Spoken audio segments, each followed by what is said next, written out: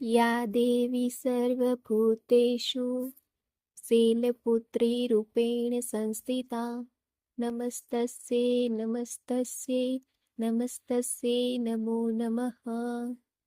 જય શ્રી કૃષ્ણ. આજે આસો માસના પહેલા નોરતે માં શૈલપુત્રીના પૂજા અર્ચના કરવામાં આવે છે, કથા સાંભળવામાં આવે છે. જે આ વિડીયોમાં આપણે કહીશું. જો વિડીયો પસંદ આવે તો ચેનલને સબસ્ક્રાઈબ કરવાનું ભૂલતા નહીં, જેથી આગળના વિડીયો તમને મળી રહે. નવરાત્રિના પ્રથમ નોરતે માતા ભવાનીનું પ્રથમ સ્વરૂપ પૂજાય છે, તે છે શૈલપુત્રી સ્વરૂપ. ભક્તો આ દિવસે માતા સ્વરૂપને જે પ્રકારે જીતવે છે તે શૈલપુત્રી તરીકે મહિમા ગાન કરવામાં આવે છે. શૈલ એટલે કે પર્વત થાય છે, પર્વતના પુત્રી શૈલપુત્રી કહેવાય છે.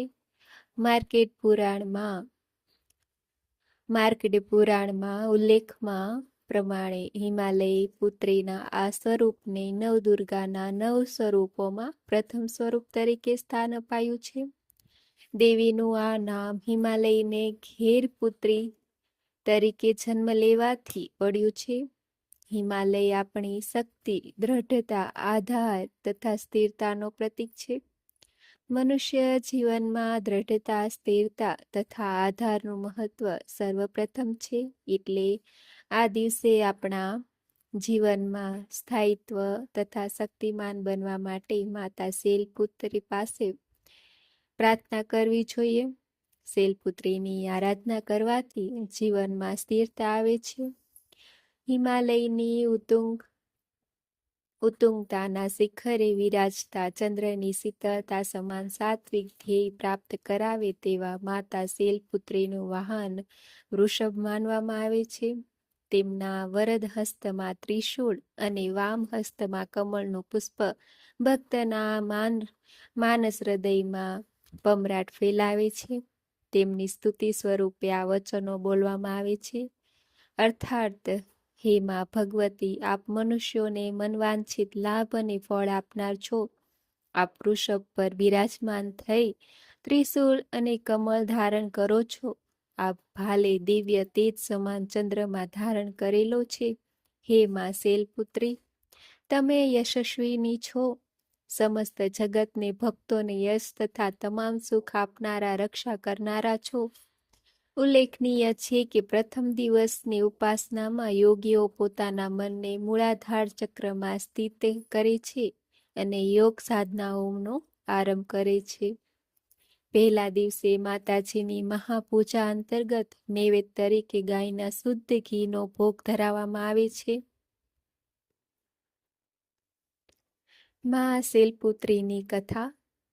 નવરાત્રિના પહેલા દિવસે દેવી શૈલપુત્રીની પૂજા કરવામાં આવે છે. માતાનું વાહન વૃષભ છે. માતા શૈલપુત્રીને હિમાલય રાજ પર્વતની પુત્રી કહેવામાં આવે છે. તેની પાછળ એક દંતકથા છે, તે આપણે સાંભળીશું. એકવાર પ્રજાપતિ દક્ષે યજ્ઞ દરમિયાન બધા દેવતાઓને આમંત્રિત કર્યા. તેમણે ભગવાન શિવ અને સતીને આમંત્રણ મોકલ્યું ન હતું, પરંતુ સતી આમંત્રણ વિના પણ યજ્ઞમાં જવા તૈયાર હતા.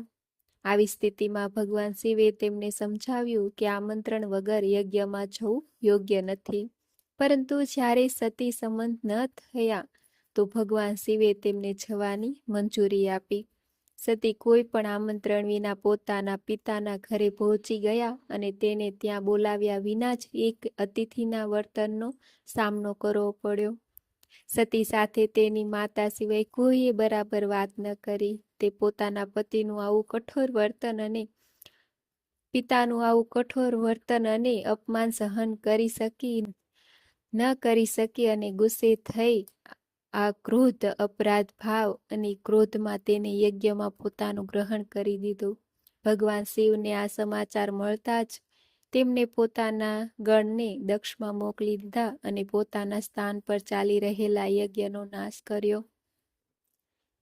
ત્યાર પછીના જન્મમાં તેને જન્મ હિમાલયની પુત્રી તરીકે થયો હતો, જેને શૈલપુત્રી કહેવામાં આવે છે. નવરાત્રિના પહેલા દિવસે દેવી શૈલપુત્રીની પૂજા કરવામાં આવે છે. માં શૈલપુત્રીની પૂજા. નવરાત્રિ મહાપર્વના પહેલા દિવસમાં માતા શૈલપુત્રીની પૂજા કરવા માટે બ્રહ્મ મુહૂર્તમાં ઉઠીને સ્નાન ધ્યાન કરો અને પૂજા ઘરની સાફ સફાઈ કરી ત્યારબાદ એક ચોકી સ્થાપિત કરો. તેના પર ગંગાજળનો છંટકાવ કરો. પછી ચોકી પર લાલ રંગનું વસ્ત્ર પાથરો. તેમાં પણ માતાના બધા સ્વરૂપનો સ્થાપના કરો. ત્યારબાદ માં શૈલપુત્રીની વંદના કરીને વ્રતનો સંકલ્પ લો અને સફેદ રંગનું ફૂલ અર્પણ કરો. ત્યારબાદ અક્ષત અને સિંદૂર અર્પણ કરો. ગાયના ઘીમાં બનાવેલી મીઠાઈને પ્રસાદ તરીકે ધરાવો અને માતાની આરતી કરો.